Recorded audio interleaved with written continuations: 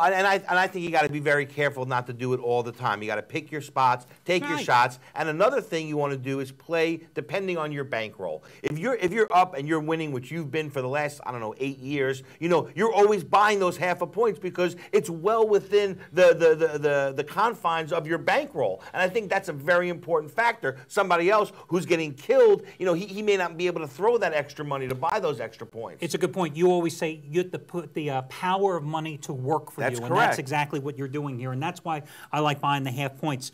We're going to pick up with Trace Adams here in just a second. Listen, guys, on the bottom of the screen, you're going to see a coupon code. That will save you $20 off of any single purchase you make today. It's a one-time usage coupon. It's good only today, and it'll save you $20, and it's this simple, guys. You pick whoever you want to buy. You don't have to buy my plays or Steve's plays. You should. Absolutely. Because we win more than anybody else. But here, the bottom line is this. You enter that coupon code when prompted in your shopping cart, $20 is instantly taken off the price of your purchase. And that's how easy it is. When we come back, we're going to be taking a look at some games here. We've got Arizona, Carolina, Seattle, San Francisco.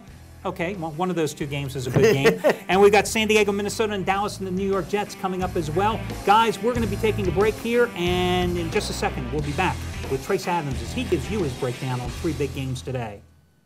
Hi, everyone. Al DeMarco along with Steve Budin, wrapping up the show here in a few minutes. Guys, we've got more games to preview, including the Jets-Cowboys contest, the Chargers-Vikings. We're going to be starting with Arizona, Carolina in a moment. We also are going to talk about over-unders in terms of teams, proposition plays this year, and odds to win the Super Bowl. But first, we are joined from Atlanta, Georgia by Trace Adams, a guy who has been a handicapper for about 20 years now, one of the original veterans at our site. Trace, welcome to the program. Hey, guys. How you doing today? Really good. Hey, Trace, let's get right to it. The first game on the docket today was Steelers-Ravens contest. It happens to be my best bet on the board, so I wasn't mentioning exactly who I liked because it's the one game that I'm personally playing today. Steve thought the way to go here was to grab the points with Pittsburgh in this contest. I'm interested in your opinion.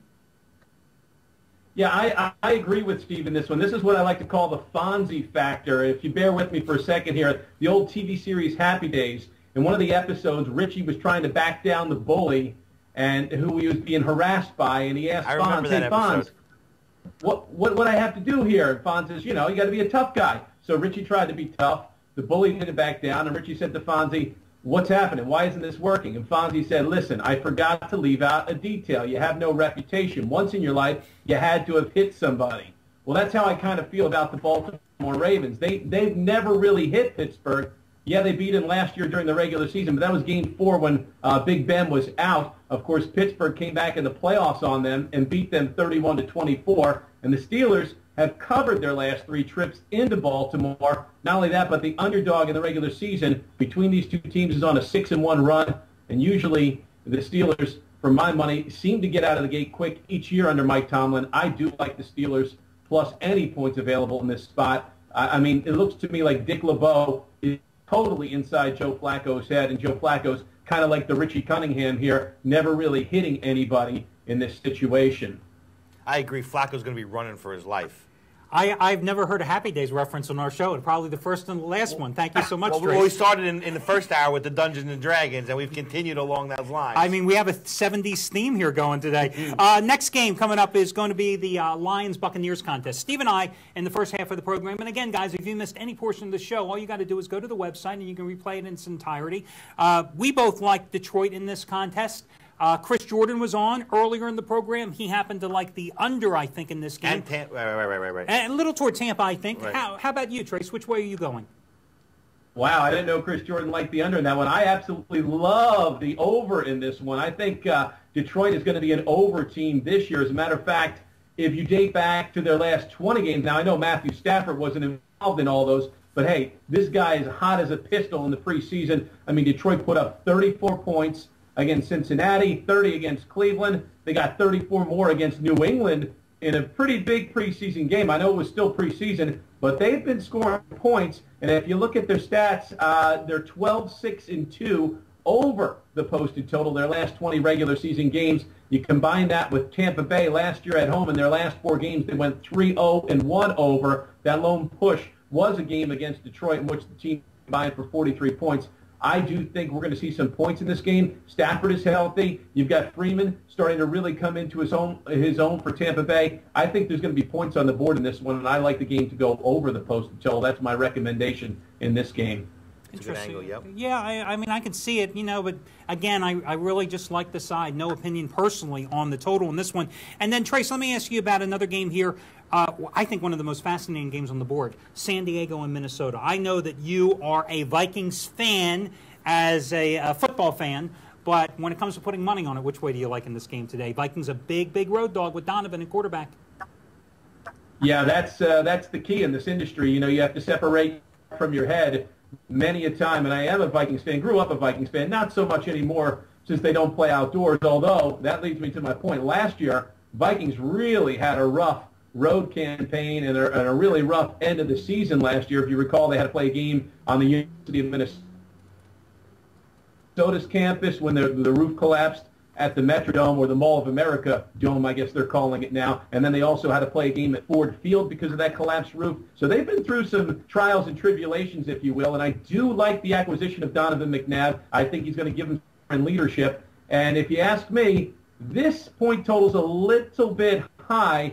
San Diego never opened strong under Norv Turner. They've lost they failed to cover their last three openers under Turner. And they do have a really big cross-country game next week against New England. I know it's hard to not think about your opening game, but I'm sure they're thinking about the Patriots as well, especially considering they're 9-point favorites in this game against the Vikings.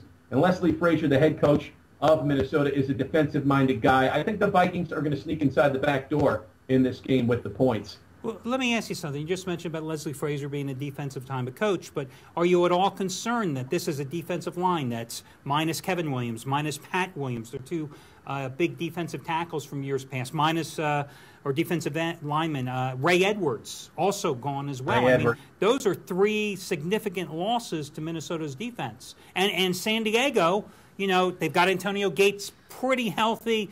They got Vincent Jackson for the whole season. They got Floyd as well. I mean, so Rivers, other than a steady ground game, really has his full offensive arsenal ready to roll. And why McNabb? Not in Philly, not in Washington. Why now in Minnesota? What has got everybody so excited about McNabb? What's different about Minnesota that all of a sudden McNabb is going to step up and be a leader? I think this game is about who you trust less. Norv Turner in the beginning of the season or Donovan McNabb? Obviously, Trace has weighed in on who he trusts less, and I don't blame him for not trusting Norv Turner. Well, in your defense, I will say why Donovan McNabb. I will say one thing: Adrian Peterson. Right. I mean, they're still going to run the ball relentlessly. Good answer. But, hey, Trace, thanks for joining us. I appreciate it. You'll be a regular here on the show every week. And remember, guys, Trace, like myself, has a daily video report here online on the website. So no registration needed, no purchase necessary. You can look at his pretty face every single day. And he'll even do some invitations for you. Come on, do a little Dickie V before we go. Oh, listen, guys, it's the opening week of the NFL. Let me tell you, it's special, it's super, it's scintillating, it's sensational, and I'll see you here on the video report each and every week, baby. You know, it's a good impersonation because I was about to throw up, so I know it was good. Hey, he won a contest a I few years ago. I don't blame him. I closed my eyes. It was like I was at the Final Four. There you go. Hey, thanks, Trace, for joining us. We appreciate it. Guys, we've got lots more games to go to. Before, Take care, guys. Let's go quickly to the Arizona-Carolina contest. Arizona 7-point favorite. A lot expected for a team that really had a bad year last year, but they went out. They got themselves a real quarterback. No more having to watch Derek Anderson. Oh, thank God. John Skelton and the rest of the cast of thousands. They got Kevin Cobb. Unproven commodity to a certain extent in Philadelphia, but he was groomed in that West Coast offense. That's what they're running in Arizona. And when he did come in, he played well under pressure. He really did. He had some great games last year, lost the job to Michael Vick. On the other side, you got a new quarterback as well. But you're talking about Cam Newton. I don't care what he did in college. Played 1 year of college ball. He's handed the starting job. He's more of a runner than a thrower. If this guy completes 43% of his passes this year, I'll be shocked. And they will come on first and second down. Because if you saw this preseason, the one thing Cam Newton had a real hard time doing was completing the ball on third down.